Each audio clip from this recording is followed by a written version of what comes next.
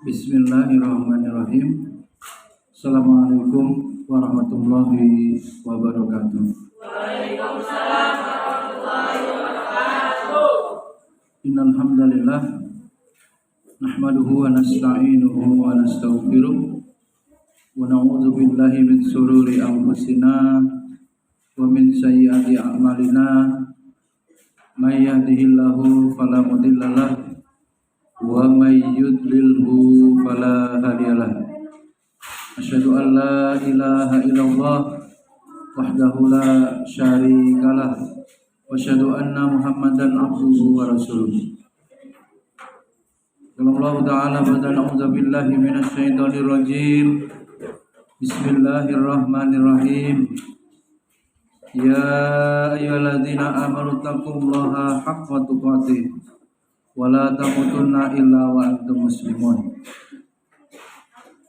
Kalaidan ya ayyuhannasu taqu rabbakumul ladzi khalaqakum min nafsin wahidah wa khalaqa minha zawjaha wa basa minhuma rijalan katsiran wa nisaa wattaqullaha alladzi tasaaluna bihi wal arham innallaha kana 'alaikum raqiba.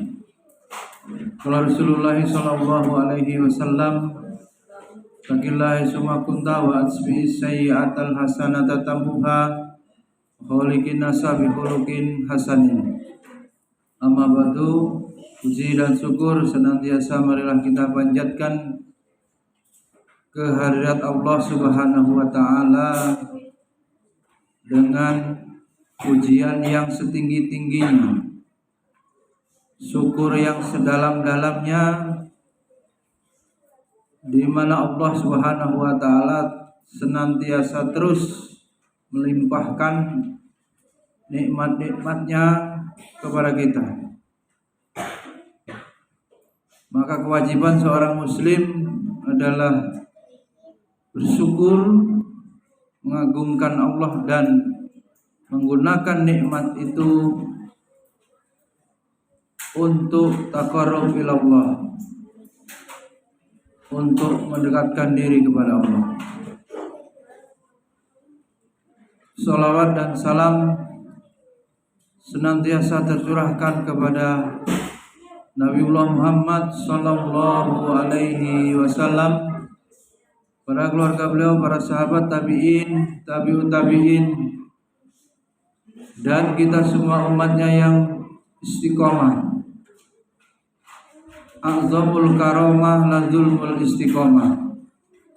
Seagung-agung karomah yang Allah berikan adalah diberikan istiqomah, terus menerus dalam ketaatan, terus menerus dalam amal soleh.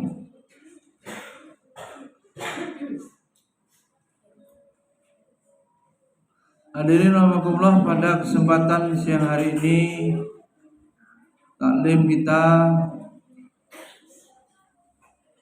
akan mengkaji bagaimana menanamkan sikap keagamaan ke dalam diri kita masing-masing,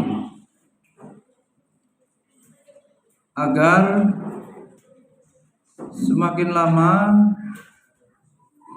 kita semakin baik adab dan akhlaknya, juga semakin baik perilaku hablum minallah dan hablum minan nas, sehingga kita layak mengharapkan jannatul firdaus, layak untuk masuk ke dalam surga firdaus. Namun demikian, sebelum masuk materi, ada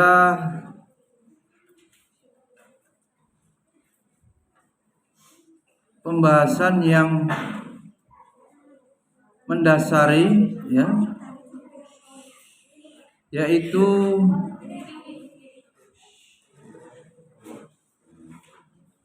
kita semua sebagai pendidik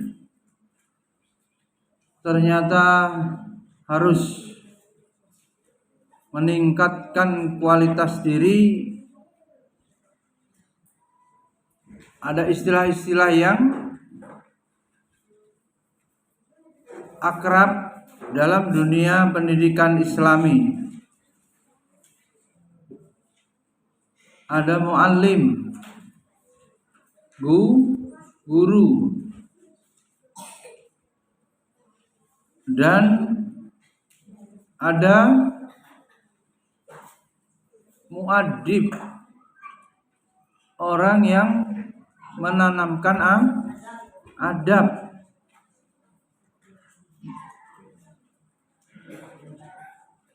Kemudian juga ada murabbi.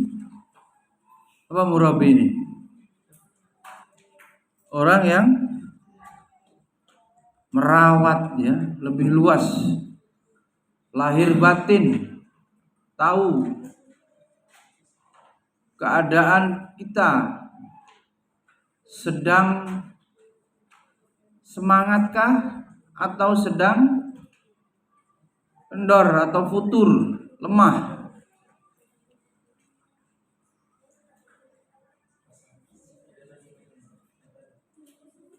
Maka bagaimana kita bisa memposisikan diri kapan harus menjadi muallim, muaddib, dan murabbi.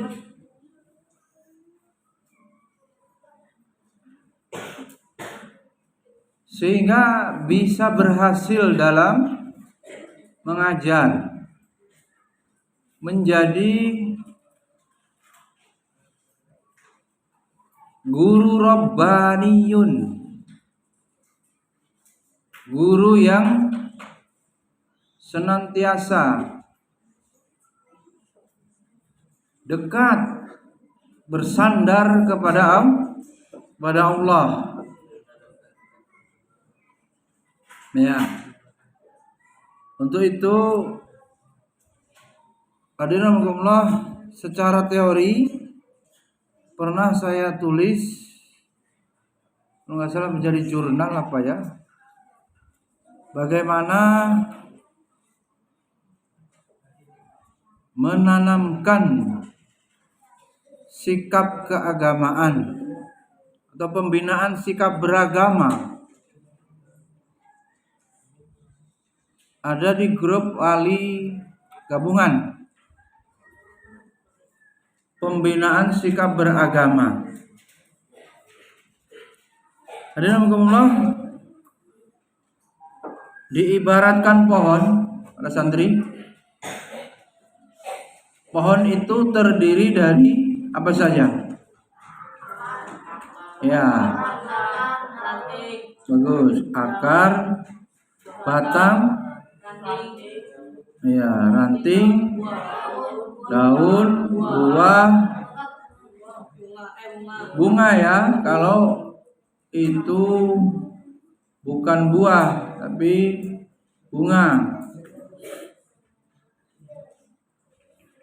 Di sini diperumpamakan ruang lingkup agama. Ya, itu dibagi Abi Haddad.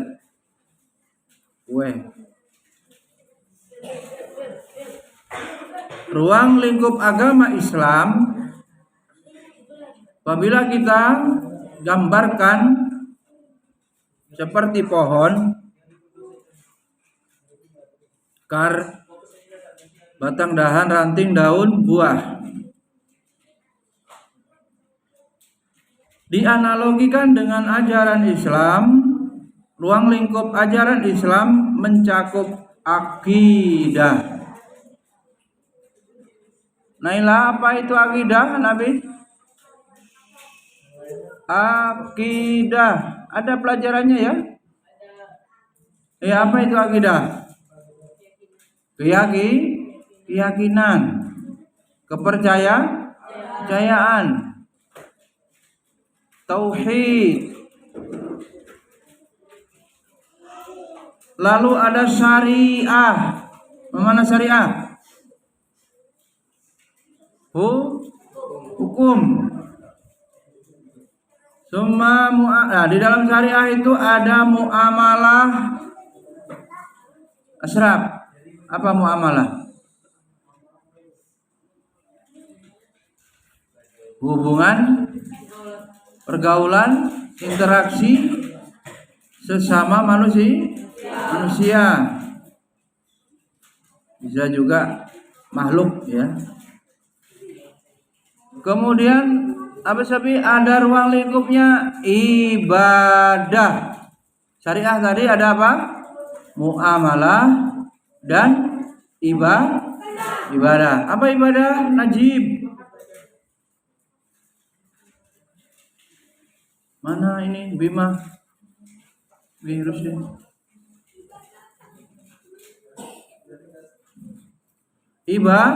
Ibadah. Apa ibadah? Beribadah, puasa, menyembah, taat kepada perintah Allah, menjalankan perintah Allah sesuai dengan syariat. Ya, ibadah apa? Perintah sholat berarti melaksanakan ibadah sholat.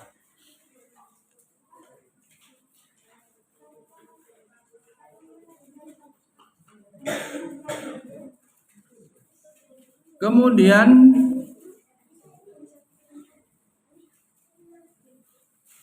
dianalogikan dan kemudian akhlak, ya, akhlak. Akidah, syariah, ada muamalah dan ibadah, kemudian akhlak. Akhlak sifat yang tertanam di dalam jiwa yang mendorong melakukan perbuatan tanpa proses berpikir atau spontan. Kalau memang orangnya berakhlak mulia, mudahlah dia tersenyum, ya, sabar ketika dapat berita musibah. Kalau orangnya tercela akhlaknya, spontan pula, marah, mengamuk kayak kemarin ya, mengamuk gak karuan, dibangunin ngamuk. Apalagi Jib, tanpa proses berpikir. Kalau di pondok mungkin mengikuti, takut sama peraturan. Di rumah gak cocok, makanannya langsung marah, ngambek, gak mau makan.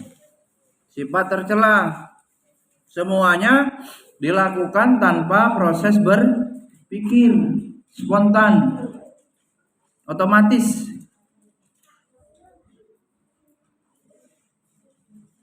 Ya,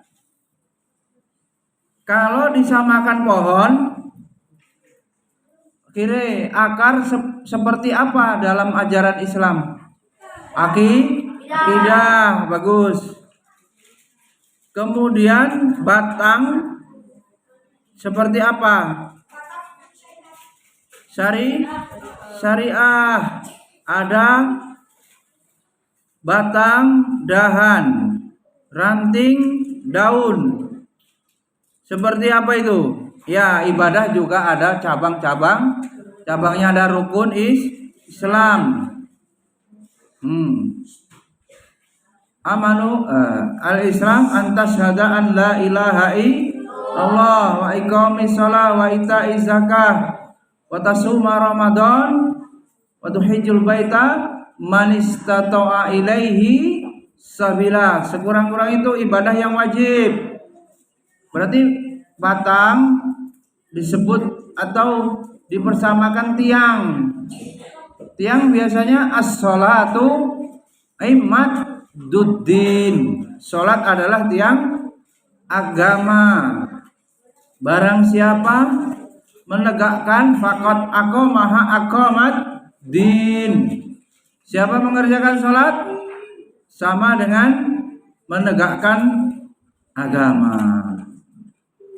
Waman hadama din. Kalau dia menghancurkan, meninggalkan sholat, menghancurkan agama. Umpamanya sholat itu seperti batang yang utama, ditambah dahan ranting, daun bisa masuk mungkin sunnah gitu kan.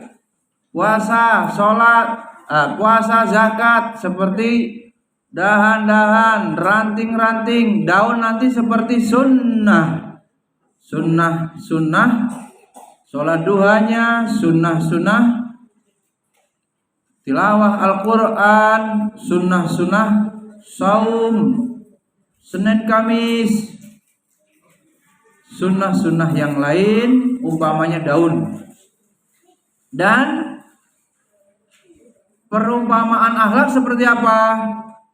Naufal pindah depan Zaid, jangan di situ.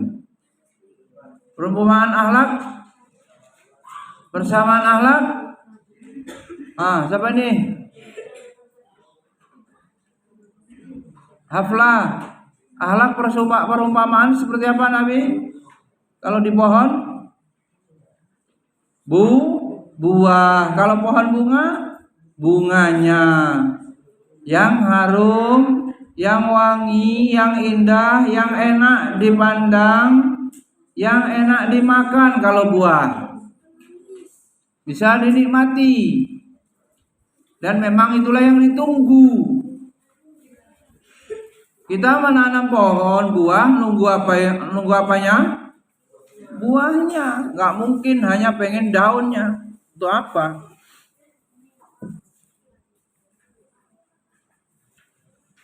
Kalau begitu, puncak beragama itu apa? Akhlak. Sebagaimana sabda Nabi kita Muhammad sallallahu alaihi wasallam. Bagaimana lafaz matannya? Nabi diutus, aku diutus, ana buistu liutammima makarimal akhlak, atau redaksi yang lain solihal akhlak. Ana buistu liutammima makarimal akhlak. Maka esensi beragama, apa itu esensi? Substansi beragama, apa itu substansi? Terasi nanti. Ya Din, inti sari beragama terpancar dengan akhlak mulia. Jadi seluruh ajaran agama ini,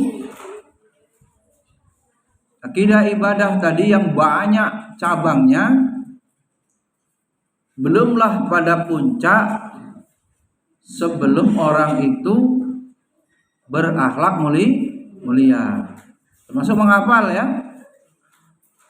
Menghafal Lutfi bagus, tapi tidak rajin, kamarnya berantakan, kukunya panjang, tidak bersih. Sementara apa? Akhlak mulia diantaranya bersih, hidup sehat, rapi, menunjukkan agama Islam, cinta kebersihan.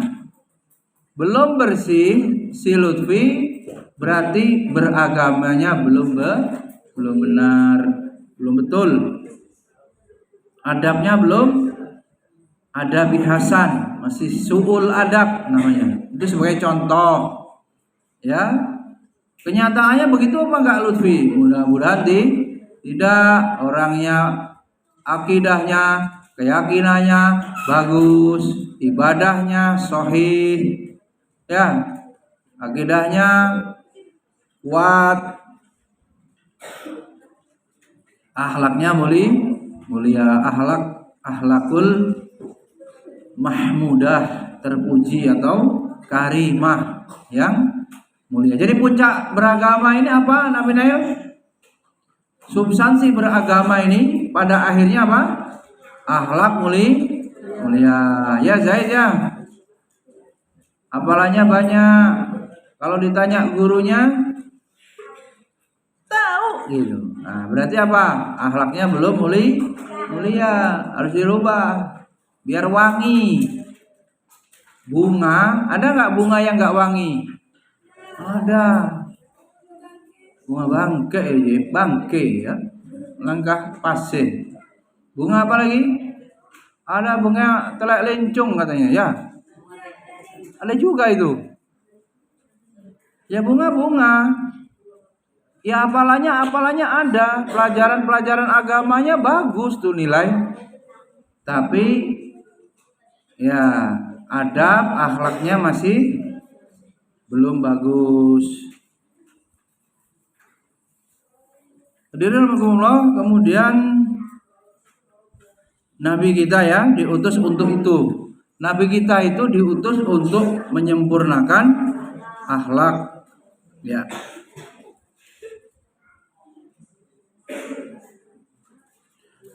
Jadi substansi kenabian atau Allah mengutus Nabi itu untuk menyempurnakan akhlak.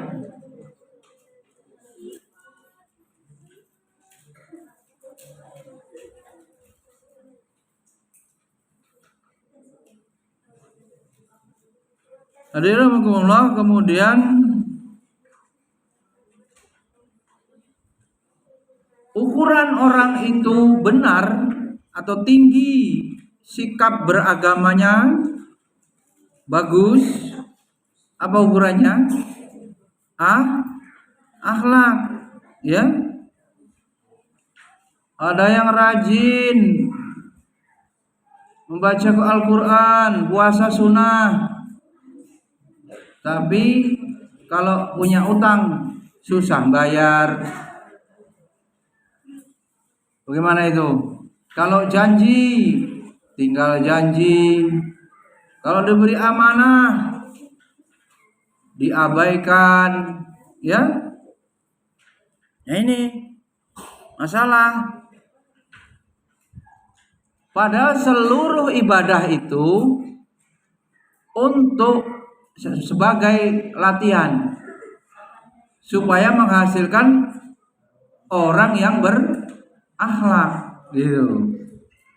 Ibadah puasa ditempa untuk sabar, mengendalikan diri, menahan amarah, itu. Ibadah zakat supaya empati, supaya merasakan ya empati penderitaan orang peka, menolong gitu. Ibadah apa? Ibadah puasa, zakat, naik haji, berkorban, mentaati perintah Allah, perjuangan menuju Baitullah, ya. Ada kalau semuanya ritual atau ibadah-ibadah yang ada itu seperti latihan, gitu. Seperti apa? Latihan untuk supaya tercapai tujuannya. Tujuannya tadi apa? Akhlak mulia. Walhasil substansi keberagamaan bukan ilmu, banyak mata kuliahnya, banyak kitabnya yang dipelajari, itu latihan ibaratnya, bukan tujuan. Yang menjadi tujuan apa? Akhlak mulia. Yang menjadi tujuan akhlak yang terpantul dalam amal kebajikannya. Jadi bagaimana? Khairun nas anfa'uhum linnas. Sebaik-baik manusia adalah yang paling bermanfaat bagi manusia yang lain.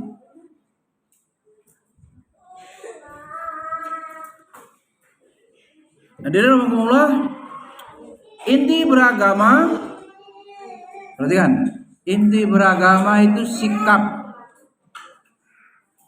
Tulis L. Inti beragama sikap. Di dalam Islam, sikap beragama itu intinya adalah iman. Dalam Islam, sikap beragama itu intinya iman.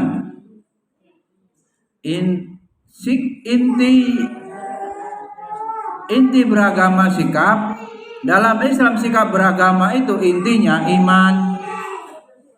Ya. Jadi yang dimaksud orang yang beragama adalah orang yang beriman. Ayo.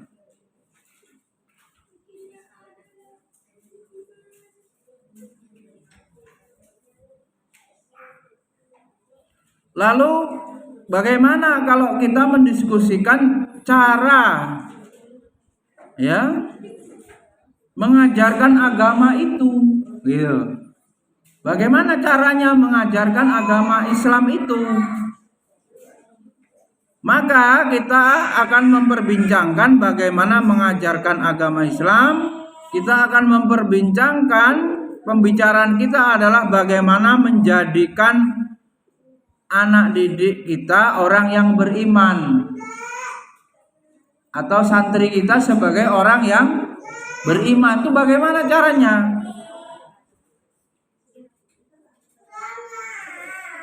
Umpamanya sebagai orang tua, sebagai guru, bagaimana kita memastikan berhasil menanamkan iman, kepada santri-santri kita, kepada anak-anak kita. Bagaimana kita bisa menanamkan itu iman kepada Allah? Kalau begitu rukun iman, amanu billah wa malaikatihi wa kutubihi wa rusulihi wal yaumil akhir wal qadari khairihi wasyarrihi. Takdir yang baik dan yang buruk, ijib, sakit, enggak disukai, dianggap buruk, imani. Nah, dalam pembelajaran, perhatikan, taruh, ada 3 ranah itu yang di teorinya belum. Ada ranah kognitif, afektif, dan psikomotorik.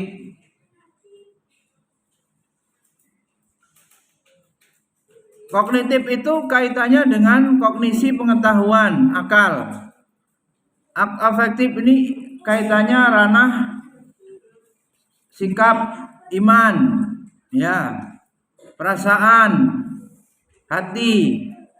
Dan psikomotorik berhubungan dengan jawarih, anggota badan, pengamalan, dengan anggota badan.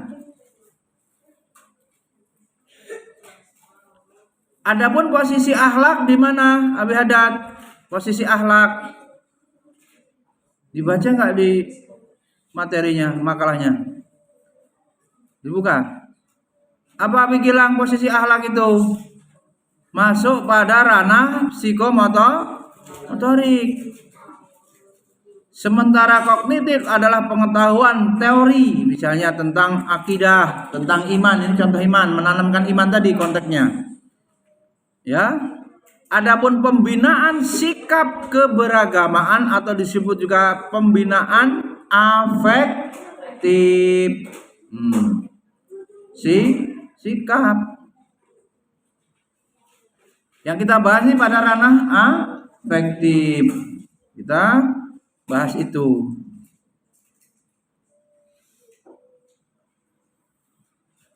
Renungan kita, apakah dengan mengajarkan pengetahuan tentang beriman dan mengajarkan cara beriman peserta didik itu menjadi orang yang beriman? Guru TK Mbak Ida, apa dengan menghafalkan rukun iman itu cukup kemudian berhasil? Atau menjelaskan rukun iman itu terus sudah otomatis mengajarkan iman itu berhasil? Mbak Najma, bagaimana itu? Cukup begitu? Apa jawabnya? Tidak. Masih tanda tanya tuh. Tegasnya, dapatkah iman diajarkan? Ayo, bisa nggak? Jika jawabannya iya, dapat. Lantas apa yang dapat dilakukan dalam rangka pendidikan keimanan itu? Ya, Birisdi. Menurut Prof. Ahmad Tafsir, manusia hakikatnya itu terdiri dari 3 unsur. Tuh, udah masyhur. Pendidikan jasmani, pendidikan akal, dan pendidikan ruhani. Ruhani itu nanti dalamnya ya kolbu, jiwa. Oleh karena itu ketiganya sangat penting untuk dikembangkan dalam proses pendidikan. Ya, kalau yang dipertanyakan tadi menjelaskan pengertian iman, rukun iman, masuk aspek kognitif, ya, pengetahuan. Sedangkan kita sudah paham tadi yang namanya iman aspek afektif, sikap, gitu. Ya cukup anak-anak ini kalau hafalannya banyak, terus otomatis sikapnya benar, belum tentu. Apalagi kalau nggak punya hafalan, sudah ada Quran di hatinya saja masih bisa belok-belok berbuat maksiat, ya, berakhlak tercela, apalagi tidak ada Quran. Sudah diberikan zikir saja masih begitu, bahkan dibacakan ayat ruqyah masih begitu. Coba. Sehingga ketiganya, akal jasmani, akal ruhani harus dididik dan dikembangkan dalam proses pendidikan. Tentu saja yang mengurusi ruhani itu hanya pendidikan Islami. Ada orang barat atau sekolah tinggi ilmu keguruan umum ngurusin ruhani, gak ada mata kuliahnya. Mata kuliah kolbu, ruh, pensucian jiwa, nggak ada urusannya itu. Paling cuman psikologi hubungannya dengan pribadian. Di situ nanti ada, kalau orang barat intuisi, istilahnya, insting dari hewan dibawa ke manusia, ya. Nggak ada dia hawa nafsu dalam perspektif Islam bagaimana? Ya, apalagi seluruh yang gaib mereka tidak percaya. Jadi kabar sodik yang berisi wahyu Al-Quran yang menerangkan tentang manusia itu dengan dimensi-dimensinya, mereka orang barat tidak menerima. Jadi manusia ya sudah yang bisa dicerna melalui akal, yang bisa diindra, ya, dipelajari melalui panca indera, yang bisa diteliti melalui empirisme. Tapi kabar sodik nggak ada yang itu berhubungan dengan keimanan, ya.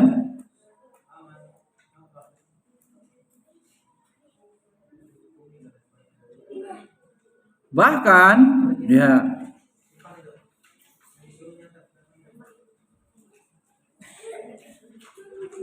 menurut Ustadz Ahmad Ali, manusia modern cenderung melepaskan diri dari keterikatan dengan Tuhan. Seneng nggak diatur? Jujur, mau nggak diatur? Nggak mau. Senangnya manusia bebas, itu dasarnya manusia begitu. Pengen semau dia sendiri, sekendak hati. Itu hasil penelitian orang pada dasarnya, orang modern ya, orang sekarang, muasirah sekarang ini cenderung ingin bebas. Orang kerja aja kan nggak mau banyak aturan ya Mbak Ayu ya. Ada lagi lah video lah, yang taklim lah, yang apa ini gajinya juga segitu-segitu aja, bebannya banyak gitu. Ya Brusdi, banyak amat urusannya sekolah ini. Aduh, Abi Adat, pening.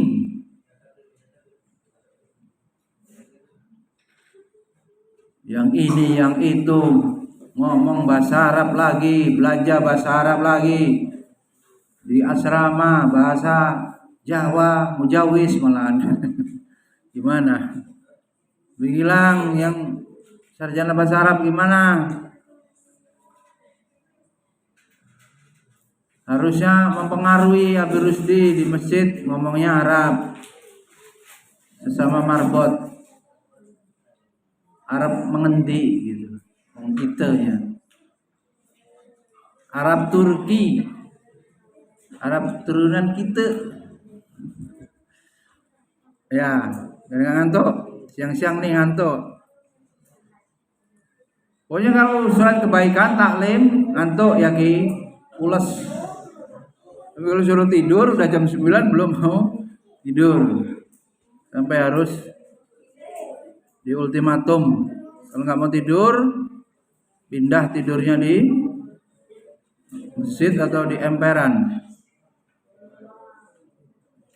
Berarti benar ya, orang tidak mau diatur. Sampai ada lagu yang guyonannya, gimana Mbak Nasma?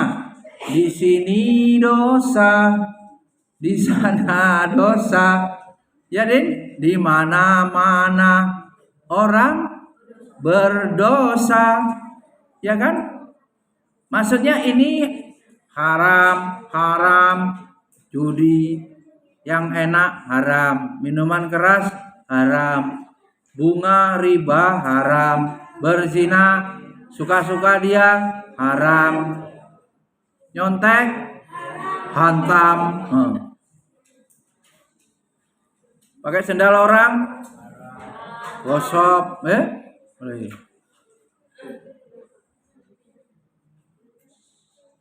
di mana-mana dosa.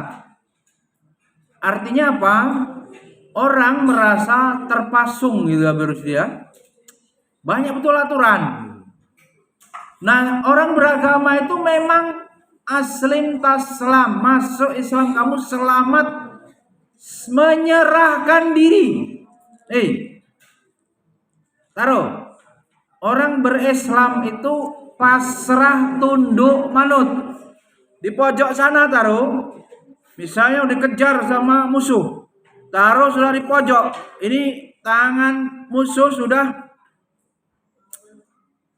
mengacung-acungkan pedang samurai. Di pojokan situ. Apa yang terjadi roh? Gak bisa lari lagi. Pasrah tunduk manut, menyerahkan diri kepada musuh. Ya, itu kalau digambarkan orang yang pasrah. Nah, ini dikaitkan dengan pasrah berislam itu ya pasrah tunduk manut kepada Allah taat. Allah perlu nutup aurat, nutup. Allah bilang ini haram, riba ya sudah tinggalin. Nyontek haram, tinggalin. Sholat wajib kerjakan. Jadi seperti orang yang sudah terpojok itu baru itu namanya orang berislam. Jangan puasa, seneng nggak puasa? Ngapain? Bikin lapar, pusing ya Ki? Kalau puasa pusing. Akhirnya gampang ngamuk. Lutfi, pusing. Mana lagi? Pusing itu jadi kambing hitam. Apa-apa pusing. Nanti pusingnya ngomong nanti, nggak bener itu. Ya. Artinya apa? Santri hati-hati ya. Tipu daya itu. Orang tidak mau diatur dengan syariat. Ada juga secara hukum orang mengutamakan HAM, hak asasi manusia. Duit gua gaulnya itu. Yang maksiat gua. Ngapain lo pada sewot? Masuk neraka gua gitu. Itu orang yang paham HAM begitu. Egoisme tambahi atas dasar hak asasi. Hak asasimu sudah tidak ada. Ya, kalau namanya berhubungan dengan ketentuan hukum Allah. Nggak ada, orang harus begini, la ikraha fiddin. Jadi orang itu ditanya oleh Allah, kamu mau masuk Islam? Tidak ada paksaan dalam berislam. Terserah. Faman sya'a falyu'min, faman sya'a falyakfur. Terserah kau mau Islam apa mau kufur, mau beriman atau mau ingkar. Tapi kalau sudah memilih Islam, wajib mengamalkan syarat dan ketentuan berlaku istilahnya. Ya, terserah kalau kamu memilih jalan hidup kafir, la ikraha fiddin. Tidak ada paksaan dalam masuk Islam. Setelah masuk Islam, ini ada syarat dan ketentuan, ada konsekuensi dari berislam itu. Seluruh syariat harus diterima, tunduk, pasrah, manut. Orang Jawa bilang, terhadap ketetapan Allah tanpa sedikit pun protes atau menawar, nggak ada. Ittaqillah haitsuma kunta, juga beriman kepada Allah, bertakwa kepada Allah dimanapun kita berada. Jangan Wonder Woman, Superman bisa berubah mengikuti habitat, sikon, biah, lingkungan. Santri ini kapan di pondok macam kiai, kapan di rumah cover boy, keren rambutnya. Yang ahwat udah menor yang lebihin artis. Jadi tuh Bang Wima udah pakai lepis tadi. Harusnya pakai sarung. Sarung tuh dulu aslinya gimana itu? Mana yang senang sejarah tuh? Ya, adat. Orang Arab pakai gamis. Orang Indonesia petani, ya kan? Banyaknya. Mana bisa pakai gamis, ngarit gitu. Nandur pari gitu. Ajak. Akhirnya dipotong. Jadilah sarung. Ya. Ada sejarahnya begitu. Kenapa harus sarung lebih afdol? Karena tidak membentuk lekuk-lekuk tubuh sekalipun laki-laki. Jadi lebih utama pakai sarung dan gamis walaupun laki-laki.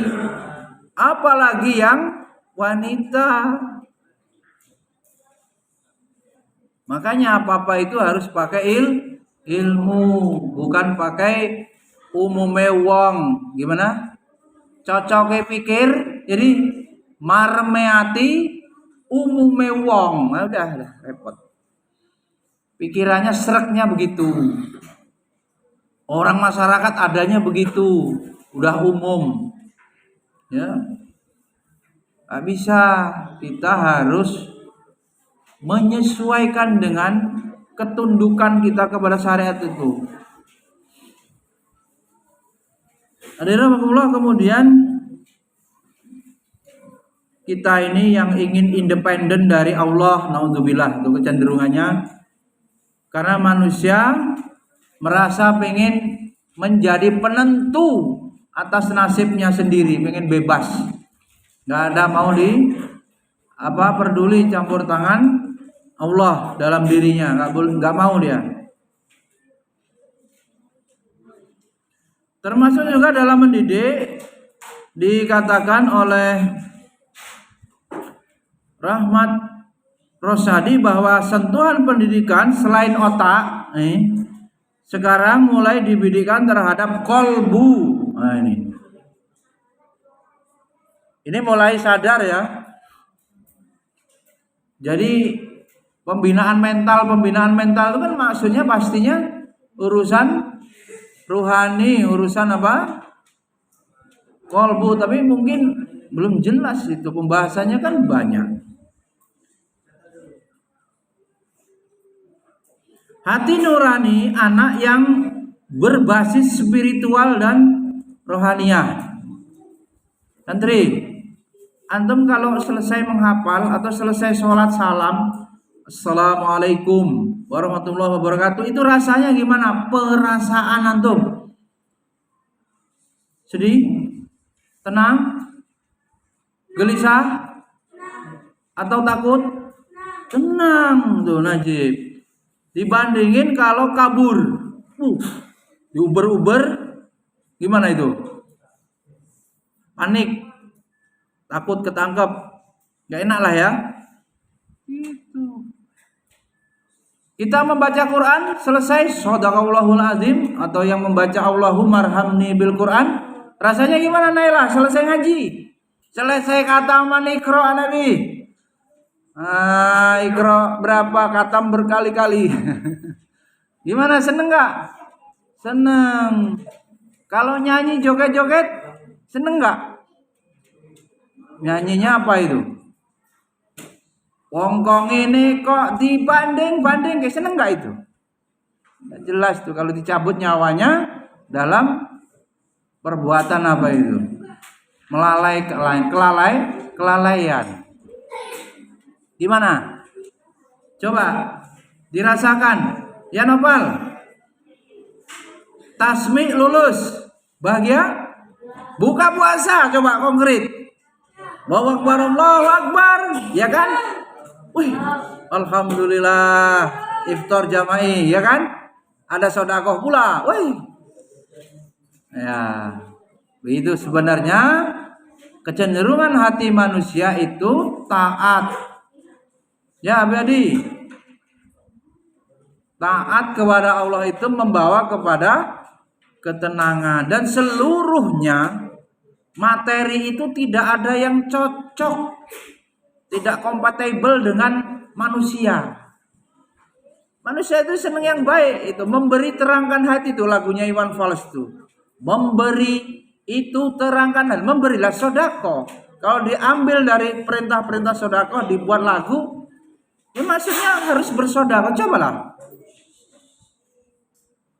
Ada orang yang bersedekah sedih. Waduh, habis. Bangkrut. Ya, siapa yang tukang sedekah? Mana Raihan? Lutfi, bangun. Kemarin sedekah apa Lutfi? Sedekah manggis. Payah nggak ngupas manggis tuh? Payahlah. Ngupas durian, payah. Bisa kena durinya. Itulah kehidupan, Pi. Kamu nih masih ngupas, belum menikmati. Rusdi, paham? Habis ini kepompong apa istilahnya? Teori perubahan. Ya kan? Mbak Ayu itu metamorfosis. Menjadi kupu-kupu yang indah. Wah, kupu-kupu malam habis Rusdi ini, bahaya nih. Iya kan? Proses menjadi guru robbani atau guru tanda tanya, nggak bisa dijawab guru apa ini. Ada aja grup ini ganti-ganti nama pula ini. Ya, biada. Benarkah antum mau menjadi guru sejati? Susah sekali senyum di Ica ini, banyak betul penderitaan. Pantes Abi Galeh resign keracunan gitu kan. Sampai sekarang belum sembuh ya. 100% belum ya. Ya. Berat. Beracun. Pan. Juga. Bangun enggak? Lama-lama juga ini tidur terus. Kiamat nanti. Lalu pertanyaannya, pendidikan ruhani itu kapan?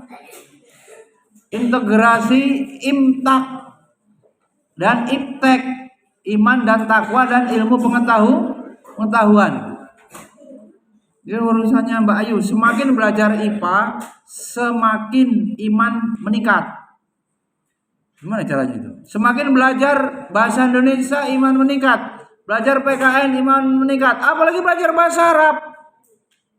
Ya kan, juz'un min dinikum, agama bagian dari agamamu ini bahasa Arab. Lughatul Arabiyyah, lughatul jannah. Harus skripsinya gitu, ya kan? Belajar bahasa Arab meningkatkan iman. Apalagi tafsir. Jelas harus imannya tinggi, ya kan? Akhlaknya tinggi ya Berisdi. Marbot teladan, masjid terbaik melawan Joko Karyan dalam mimpi. Hadirin berkumpulah ya, perlu ya.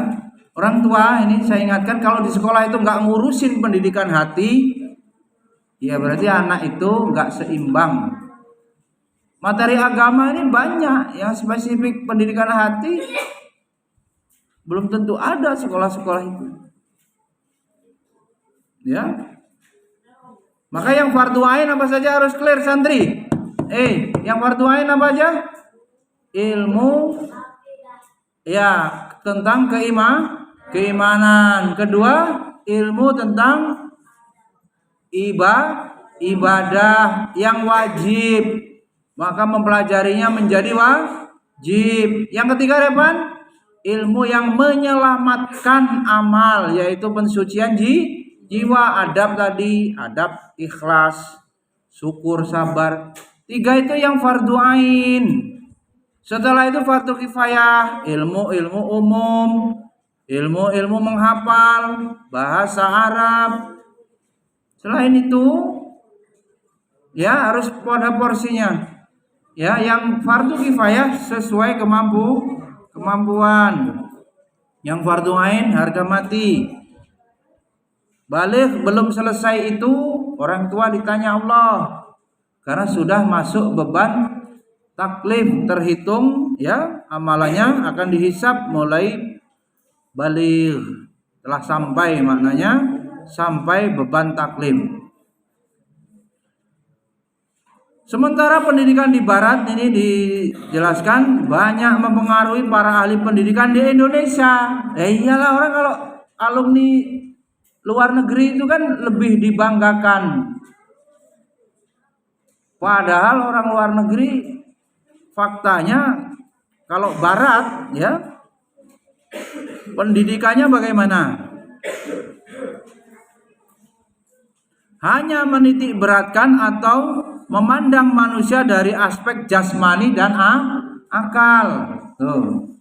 Pendidikan barat, alumni kampus barat itu pasti saja karena mereka tidak menerima wahyu sebagai sumber ilmu, pasti dia memahami manusia hanya pada aspek jasmani dan akal saja dan meninggalkan aspek ruhani. Ya, ini menjadi masalah besar, yaitu adanya kekeliruan cara pandang atau worldview yang semestinya ruhani atau iman menjadi core. Tadi sudah diuraikan. Iman mestinya menjadi inti, core dari setiap pelajaran. Nail belajar apa? Nail pelajaran IPA, imannya harus bertambah. Belajar pelajaran IPS, imannya harus bertambah. Karena itu termasuk apa?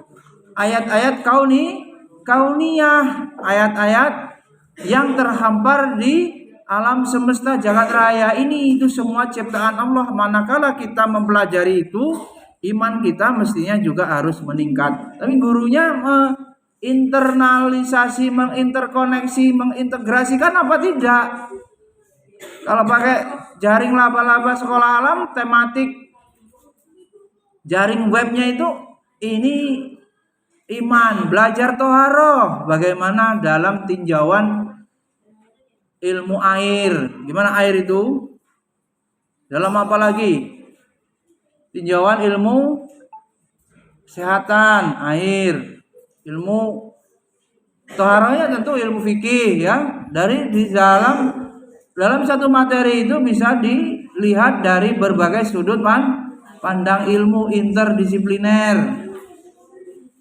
Jadi gurunya memang harus sakti mandraguna, jangan linier terus.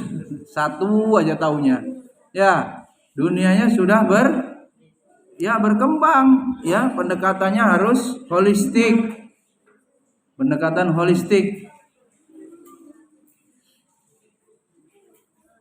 World view-nya begitu ya. Gimana? Irfan, perhatikan. World view-nya bagaimana? Habib Rusdi, setiap pelajaran harus dihubungkan dengan peningkatan iman dan takwa, ya. Termasuk di pemerintah ya. Pemerintah itu harus diingatkan yang harus disamakan iman dan takwa. Mungkin kalau itu dijadikan apa? Syarat lulus, itu imannya diwujudkan, mau melaksanakan sholat 5 waktu, bisa menjadi pemimpin sholat yang laki-laki, benar melakukan ibadahnya itu, baru diluluskan. Dan untuk pelajaran fardu kifayahnya gimana? Ya sesuai kemampuan anaknya. Kalau memang senengnya bahasa Inggris ya biar itu yang menonjol, matematika nggak seneng, ya sudah sedapatnya nilainya apa semampunya. Mungkin gurunya merdeka betul begitu ya, nggak terlalu terbebani. Semoga kayak gitu semua guru MTK nggak laku di sekolah itu aman, nggak perlu apa? Nggak perlu guru matematika kan gak ada yang minat. Terus besok nggak apa-apa dibohongi, ngitung jajan aja nggak beres-beres. Bawa jajan sekresek, duitnya 2.000. Ya gimana itu dipaksakan yang sangat berhubungan. Dulu dalam ilmu kuliah entrepreneur tuh yang penting bisa ngitung duit, matematika itu nggak bisa ngitung rumus-rumus pening-pening. Ya. Calistung gitu, dasar itu udah. Habis itu ilmu marketing katanya.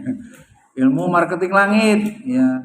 Kuatin, jalin hablum minallah. Jadi kalau berdoa itu bisa tanpa hijab, langsung lab. Ya. Apa ini tembus pemasaran lancar gitu. Iya, multi level amal. World view-nya harus benar ya, cara pandangnya. Iman menjadi apa? Core pendidikan inti. Sebab inti manusia itu memang terletak pada keimanan seluruhnya. Santri, bisa nggak masukkan YouTube, Google di musola ini kalau tidak tahu passwordnya, wifi-nya? Bisa? Nah, bisa. Oke, bagaimana bisa mengakses internet kalau wifi-nya passwordnya tidak di login, tidak masuk? Bisa? Mustahil. Antum semua orang-orang itu yang baik, kan ada orang baik nih. Orang baik itu belum tentu orang benar. Coba bedakan, Mbak Ana. Orang baik kenapa belum tentu orang benar? Gimana itu? Orang benar sama orang baik bedanya apa? Orang benar pasti baik. Orang baik belum tentu benar. Sebab yang benar ini sesuai syariat. Orang ahli sedekah menurut masyarakat baik, suka murah senyum, ringan tangan, apalagi ya sosialnya tinggi lah. Tetapi dia tidak beribadah kepada Allah, nggak benar hidupnya itu. Dia tidak mengucapkan passwordnya tadi la ilaha illallah. Niscaya amalnya seperti debu yang berterbangan, haba'am mansuro. Gak ada gunanya. Seperti ini wifi sudah di sini kita tuh wifi-nya tuh nggak bisa masuk karena kita tidak tahu passwordnya, tidak login. Jadi bagaimana? Lengkap, sumul. Ya dia benar, ya dia baik, ya dia baik, ya dia benar. Dan kalau sudah bicara benar, ukurannya apa? Al-Quran dan As-Sunnah. Bukan ukurannya norma. ya timur atau norma budaya Jawa, budaya Sumatera enggak. Harus kembalikan. Itu yang membedakan akhlak dengan moral. Misalnya Abi Rusdi ya melihat ini siapa Umi Ihda ya keseleo gitu kan. Karena sepatunya tinggi sama bedaknya tebel jadi berat itu. Rusdi kepleset lah Umi Ihda di kamar mandi masjid. Lalu Superman Abi Rusdi gotong, wow gitu kan, seperti pahlawan gitu. Gendong kayak saya gendong Zahid Kamil gitu, wow. Ditimang pula sekalian. Itu kira-kira Abi Rusdi ini baik atau enggak itu? Baik, tapi enggak bener. Ya, atau Umi Najma ini jalan kaki, Abi Rusdi naik motor apa nih? Harley lah, yang motor keren lah. Nah, diboncengin, ditolongin gitu. Baik banget Abi Rusdi ini, penolong gitu. Tapi tidak benar ya. Sama juga Abi Gilang beliin mie ayam, ya karuan. Ya. Aturan anak yatim yang diberikan mie ayam. Ya, Abi Gilang. Jangan anak gadis kasih mie ayam. Baik, tapi nggak benar. Bukan kewajibannya. Bersedekah. Mahasiswa ke pembimbing ngapain? Dia sendiri susah hidupnya. Mau tanda tangan bawa kue, ngapain? Ya, biadat. Dia antum sendiri susah kerja. Resikonya nyawa ya. Dapat uang untuk beli kue. Mau bimbingan skripsi untuk apa? Baik, tapi nggak benar. Nanti antum akan dinilai secara tidak objektif karena sudah diberi hadiah. Baiknya tetap apa? Kita tunggu berapa tahun mendirikan sekolah sendiri ya. Udah tahu sekolah itu, atau setelah tahu sekolah rumit nggak berani jadinya. Rumit amat gitu. Kalau lagi pas uangnya habis atau make up-an, nah ini yang jadi masalah, ini berhenti ini anunya. Bayar listriknya. Dana talangannya belum ada. Jadi coba aja ininya. Doanya dipastiin makbul. Jadi kalau minta sama Allah bisa cash gitu, nggak lama dikasih solusi. Selain begitu juga siap-siap ada yang jadi bemper jual-jual apa kalau darurat itu. Itu kenyataannya memang begitu ya, berat ya. Karena banyak dari idealisme, konsep. Bukan orang yang kaya, turunan kaya mau dirikan lembaga. Tinggal dia bangun, tinggal dia urus izin, tinggal dia ngontrak guru, promosi. Enggak. Kita bukan orang begitu, kita dari idealisme pendidikan, ya. Tentu beda. Dan kita menganggap perjuangan bukan ATM, pabrik duit, bukan. Jadi pasti nggak sama. Pendidikan adalah prospektif, usaha yang prospektif. Pastilah masa anak nggak disekolahin. Naik-naikin SPP juga tetap dibayar, udah kadung masuk. Enggak begitu. Biar nggak bangkrut. Nah ini masalahnya ya. Sebenarnya carut marut ini karena negara nggak hadir. Ya, negaranya absen. Masih dibawa koruptor duitnya itu.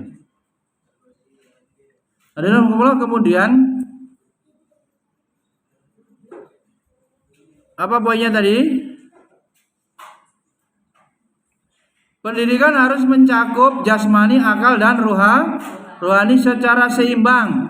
Yang masih jarang dikaji adalah bagaimana pembinaan rohani atau kolbu. Rohani hakikatnya adalah iman, coba. Bahwa iman itu tempatnya di hati atau di kolbu. Pengen ngerubah orang jadi baik ya? Tahu, paham, mau. Tahu ya disampaikan. Ini yang baik loh nak, ini yang buruk kognitif. Sikapnya mengimani, ini perintah Allah. Jadi baik itu perintah bapaknya menutup aurat, perintah bapaknya atau perintah Allah? Allah, harus kembalikan kepada Allah, jadi kuat. Din, sholat perintah Allah apa perintah Abi?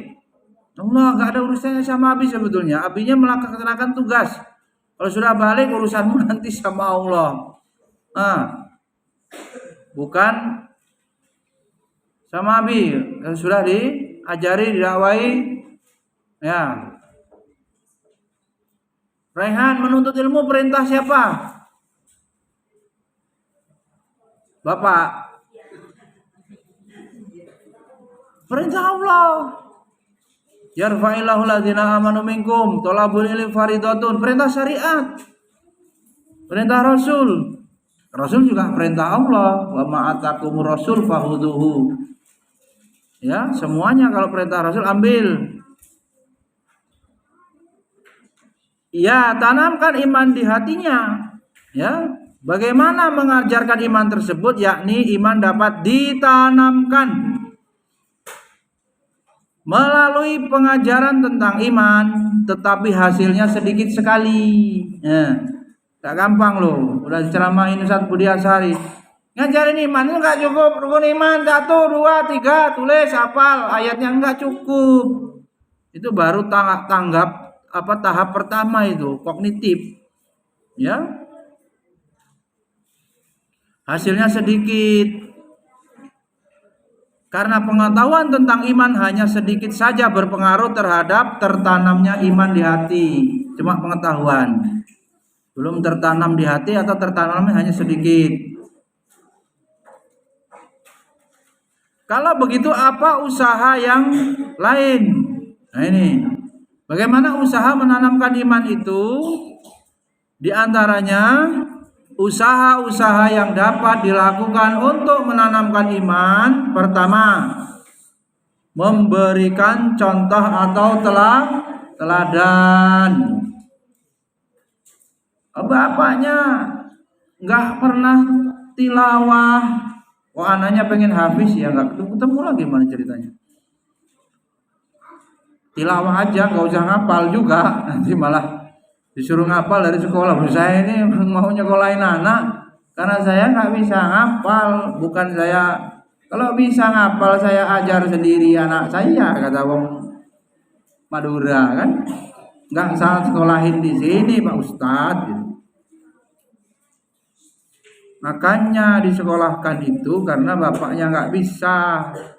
Iya Pak, sekolah anak bapak ini 6 tahun nanti sampai lulus. Bapak masuk belum bisa ngaji, 6 tahun lagi masih belum bisa ngaji, masih juga belum ngapal. Bagaimana bapak ini orang awam sampai kiamat? Itu namanya bukan orang yang males ngeles, nggak mau belajar.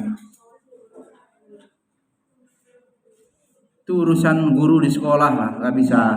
Guru itu orang berjuang, berdakwah, mengharap dia pahala, sekaligus juga untuk hidup. Nanti ditanya Allah, bapak itulah yang punya anak, bapak yang buat anak kan gitu. Bukanlah mau lah gurunya mau tak Habib Rusdi. Anak-anak yang rewel bandel mau tak Habib Rusdi tanggung jawab. Mana gurunya Habib Rusdi? Sidang dulu di sini akhirat. Enggak mau lah, langkah payah nasib guru, sudah gaji kecil, tanggung jawab segitu berat. Habib Rusdi nggak sanggup, panggil kepala sekolah. Nah, kepala sekolahnya saya kena. Kepala sekolah nggak sanggup, ketua yayasan, saya lagi, selesai urusan. Alangkah neraka paling dalam. Nggak mungkin kehidupan begitu ya. Allah Maha Adil. Bagaimana kita berjuang sudah, mau berhasil mau enggak, Allah yang memberikan hidayah. Ya. Yang kedua, membiasakan tentunya yang yang baik ya. Tuh nanamkan iman. Biasain sholat berjamaah, biasain qiyamul lail wa minal laili fatahajjat bihi nafilatalak. Itu suruh tahajud. Biasakan sunnahnya. Ya tentu yang wajib di sini sudah harga mati ya. Membiasakan yang baik. Kemudian yang ketiga menegakkan disiplin. Ya kalau nggak dikasih hukuman ya nggak akan efektif peraturan itu. Ada penegakan disiplin. Sebenarnya ini sebagian dari pembiasaan tadi. Ada guru yang kehilangan sendal, ada. Ditunggunya. Kenapa? Sendalnya nggak ada. Taruh di mana? Di situ. Oh ya kena razia. Siapa yang pernah begitu? Udah istighfar belum? Beri motivasi atau dorongan. Bisa nggak motivasi? Gurunya itu mengajar, guru nggak menginspirasi gitu kan? Nggak memberikan apa? Semangat. Sahabat tuh kalau ketemu Rasul jadi semangat seolah-olah jadi penduduk surga, semangat. Tapi giliran sudah pisah dari Rasul, lemes apa futur lagi gitu. Jadi kalau guru itu ditanya, kalau habis diajar Abi Haddad, iman bertambah apa tidak? Apa tambah malas ibadah? Wah, enggak ngepek berarti artinya. Tidak memberikan cas apa? Keimanan. Abi Adi habis taklim tambah semangat ibadah apa? Semangat mimpi dalam taklim. Oh, hampir. Cara-cara tidur sambil duduk. Nah, bisa itu. Memberikan hadiah, terutama psikolog. Kayak mana hadiah psikologis nih, Mbak Ana? Orang konselor. Kalau hadiah fisik kan duit, kado, diapain? Ekspresi gurunya, verbal non verbal. Wah pinternya, ya Allah, anaknya siapa ini? Dikutang-kutang gitu orang Jawa ya. Juga, apa ini? Mantap. Zuka telah melukis, menggambar ya. Gambar pemandangan suka, jangan gambar makhluk bernyawa. Nanti suruh ngidupin berat. Gambar pemandangan ya. Ngeri ada hadisnya kalau gambar makhluk bernyawa nanti di akhirat suruh ngidupin. Wah. Najib. Bangun Jib. Memberikan sanksi. Santri. Semuanya, mumpung Abi masih hidup. Nanti antum 15 tahun lagi jadi bapak. Ya, 10 tahun lagi jangan-jangan Lutfi jadi bapak. Abi Rusdi jangan-jangan 5 tahun lagi jadi bapak. Tuh. Perhatikan. Berikan sanksi hukuman dalam rangka pendisiplinan. Maksud Abi kalau antum rewel terus melanggar aturan disiplin pondok, anakmu nanti gitu, bukan doain. Emang suruh nurun siapa? Kalau nggak nurun bapaknya itu.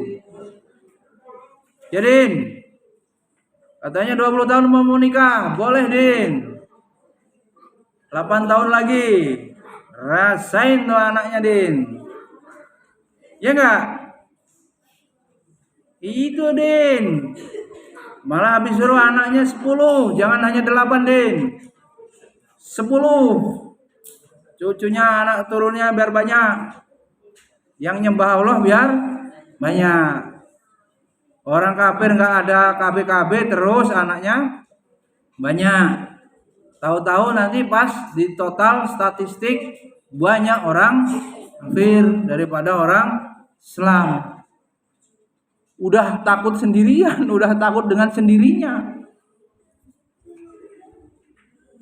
Waktu itu pernah dibahas belum? Sibuk apa Mbak Ida? Ngeresep lah. Berapa orang Islam di dunia, Mbak Najma? Berapa orang kafir di dunia, Mbak Ida? Jumlahnya? Prosentasinya bagaimana? Abi Gilang, Biadat, taklim selesai, bangun.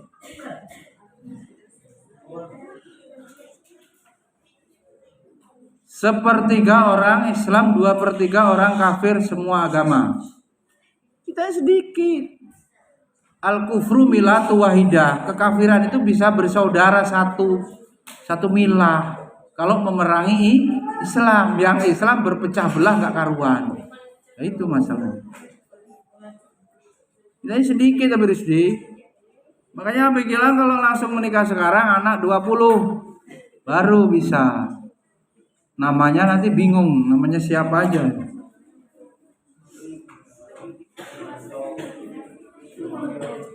Kemudian bagaimana penciptaan suasana religius? Ya sholat duha, itu kan nggak ada di sekolah-sekolah biasa Mbak Ayu. Itu ya tadarus. Sekolah insan kami sering tadarus pagi sekarang ya. Dulu nggak ada. Sekolah kita udah pesen. Nggak juga ya. Terus ada jadwalnya aja. Karena jauh santri kita nggak cukup. Kasihan yang jauh. Nah, strategi mewujudkan budaya religius di sekolah untuk menanamkan iman tadi, pertama menciptakan kebijakan sekolah yang strategis. Guru-guru aja udah paham belum? Yang namanya sholat duha, zikir, tentu sholat wajib nggak dibahas pasti. Itu yang namanya kurikulum, intra-kurikulum, bukan ekstra-kurikulum. Yang ekskul yang pelajaran yang apalagi yang fardu kifayah ya. Apalagi yang pelajaran membahayakan. Apa ada pelajaran membahayakan Bayu? Nyanyi Bayu. Nyanyi joget, enggak pula diajarin bisa sendiri gitu. Apalagi sampai jadi pelajaran nyanyi. Anak-anak diajarin Quran kata Ustaz itu, jangan nyanyi gitu. Saya Ustaz Khalid ya. Diajarin Quran aja masih bisa nyanyi, apalagi diajarin nyanyi. Nopal, catat, Irfan. Menciptakan, kepala sekolah nih. Coba segera dipikirkan buat sekolah sendiri ya. Nah, bayangin jadi kepala sekolah. Kekuatan pikiran, kekuatan the power of mind, the power of dream, the power of kepepet. Ada juga. Karena kepepet itu bisa buat sekolah, Umi Kapang. Nggak ada sekolahan yang cocok. Buat sendiri akhirnya saya. Maunya kayak apa gitu. Iya. Ada yang cocok. Ini buat sendiri. Itu namanya the power of kepepet. Ya mimpinya nggak bisa diwujudkan ya kepepet itu aja. Bagaimana ini? Kepala sekolah harus membuat kebijakan strategis yang mendukung terwujudnya budaya religius di sekolah. Mulai dari visi, misi, dan tujuan, kemudian melahirkan program kerja yang merupakan upaya perwujudan budaya religius. Sekolah yang mahal itu ternyata cuma dibedakan pada budaya. Kalau masuk situ, masuk sistem yang bisa menjadikan peserta didik baik, berakhlak, beradab, cerdas, mana bisa beri unggul, berprestasi. Takutnya nggak jadi gitu. Ya itu sekolah itu. Caranya gimana? Kebijakan pimpinan sekolah, pelaksanaan kegiatan belajar mengajar di kelas, kegiatan ekstrakurikuler di luar kelas, serta tradisi dan perilaku warga sekolah yang kontinu dan konsisten. Warga sekolah ini ya semuanya, kalau ada satpamnya harus Islami. Kalau ada OB-nya yang berakhlak Islami, ya. Kepala sekolah sebagai nakoda dalam unit pendidikan harus menjadi motor penggerak laju pembudayaan religius di sekolah. Bentuk konkretnya membuat kebijakan yang mendukung supaya penanaman nilai-nilai religius seperti penambahan jam pelajaran agama, penyediaan anggaran, praktikum keagamaan, penguatan program rohani Islam dalam kegiatan ekskul. Kepala sekolah juga bisa membuat peraturan dan tata tertib yang mewajibkan peserta didik untuk senyum, salam, sapa, santun saat berjumpa misalnya. 5S itu. Kemudian saling hormat menghormati, puasa sunnah, Senin Kamis, tadarus Al-Quran, sholat duha, sholat fardu berjamaah, semuanya sudah dilakukan di sini sampai ditambahin ruqyah dan zikir pagi petang. Gak jadi skripsinya Birisdi itu zikir. Kalau masih aja gimana? Ya memang kita ini bukan siapa-siapa, hamba Allah yang punya kuasa memberikan keimanan, memberikan hidayah Allah Subhanahu wa taala. Yang penting cara usahanya, jalannya sudah benar. Ya, kalau berhasil semua juga bukan selesai lah, nggak ada lagi kegiatan ini. Ini nurut semua santrinya, pahalanya sedikit, kan nggak susah ngajarnya, nggak ada yang mau, nggak ada yang nangis kan, pahalanya sedikit. Kenapa? Karena amal pahala sesuai dengan sulitnya amal. Jazaohum min jinsil amal, balasan sesuai dengan kesulitan amal. Semakin sulit semakin besar. Artinya yang ada itulah yang diterima ya, diterima. Enggak pula cari, ya enggak pula lah khusus menerima santri super power, enggak juga Mbak Ayu gitu.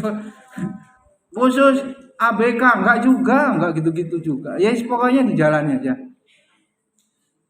Yang kira-kira kita tidak mampu karena nanti bisa konflik, nggak ngerti tentang pendidikan, menuntut berlebihan. Anaknya juga ibarat bahan, ini menjahit Bayu. Bahan ini tolong dibuat gamis, mana bisa? Secukup ini. Anak ini tolong hafal 30 juz, mana bisa?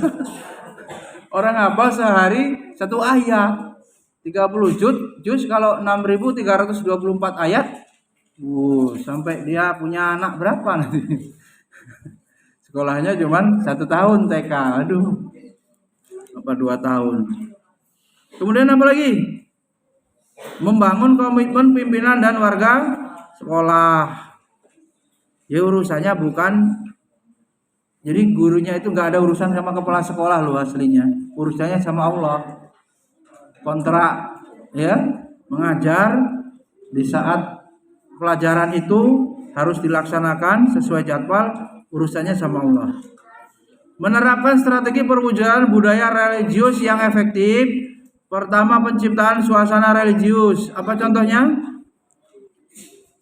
Kepemimpinan, skenario penciptaan suasana religius, tempat ibadah, dukungan warga masyarakat. Payah pula kalau di sebelah itu ada kafe. Depan UIN ada kafe. Pusing itu gimana itu? Penciptaan suasana religius gimana caranya itu tadi? Yang kedua, internalisasi nilai nih. Harusnya ini disampaikan pas workshop itu.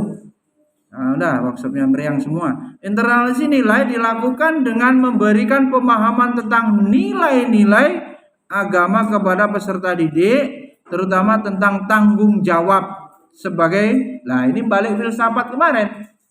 Khalifah disadarin loh. Wa idqala rabbuka inni lil malaikati ini ja'ilun fil ardi khalifah. Loh, balik loh filsafat pendidikan yang disuruh ngeresum itu. Anak-anak ini antum semua Abdullah, antum semua Khalifatullah. Sadarkan tugas fungsinya itu. Ya. Jadi kalau namanya wakil Allah di muka bumi ini jangan berbuat wala tufsidu fil ardi, jangan berbuat kerusakan. Misalkan jangan pula males mewakili Allah, males ngantuk terus ini. Jadi arif dan bijaksana. Internalisasi nilai merupakan suatu proses menanamkan dan menumbuh kembangkan suatu nilai atau budaya menjadi bagian dari self diri. Orang yang bersangkutan itu menyatu, ya. Kalau istilah saya punya brand apa? Kalau disebut nama Abi Haddad, Ustadz muda, kemudian disiplin, berwajah tampan, berkumis pula. Nah, apalagi? Contoh ahli bahasa Arab, dermawan, dompet ketinggalan dorong motor. Brand Abi Rusdi, guru favorit di ICA, bener ya? Ya, semua santri kalau Abi Rusdi sakit, santrinya menangis, sedih, atau bergembira, aman. Coba silakan punya merek sendiri. Terkenal apa? Yang sengsara paling guru matematika dan bahasa Inggris ya. Gak ada yang suka gitu. No, pakai metode apa aja pelajarannya menyebalkan, membosankan. MTK dan bahasa Inggris. Ya, momok. Lalu apa? Orang yang bersangkutan yaitu peserta didik, penanaman dan menumbuhkan nilai tersebut dapat dilakukan melalui pendidikan dan pengajaran. Internalisasi nilai dapat dirumuskan secara bersama. Artinya nilai-nilai apa? Tentu maksudnya nilai-nilai agama. Yang tadi ya menjadi dasarnya adalah Al-Quran dan hadis, itu yang mau diterapkan di lembaga itu. Pengejawantahan di lingkungan sekolah. Peraturan syariat itu menjadi peraturan sekolah. Nah, gitu baru sekolah Islami, bukan namanya aja pakai nama-nama Islam. Tapi kurikulum sistemnya tidak Islami. Kurikulum yang enggak Islami ya yang sekuler, yang mengajarkan ilmu-ilmu yang rusak, yang pahamnya ya tidak mau menerima wahyu sebagai sumber ilmu. Sen itu makanya kemungkaran itu juga kemungkaran ilmu yang udah sekuler dengan sendirinya yang mempelajari sekuler, maka tidak akan ketemu peningkatan iman dan takwa kalau tidak ada islamisasi ilmu itu. Yang namanya kampus-kampus Islam sudahkah mengajarkan kurikulum yang islamisasi? Itu pertanyaannya. Integrasinya, internalisasinya bagaimana?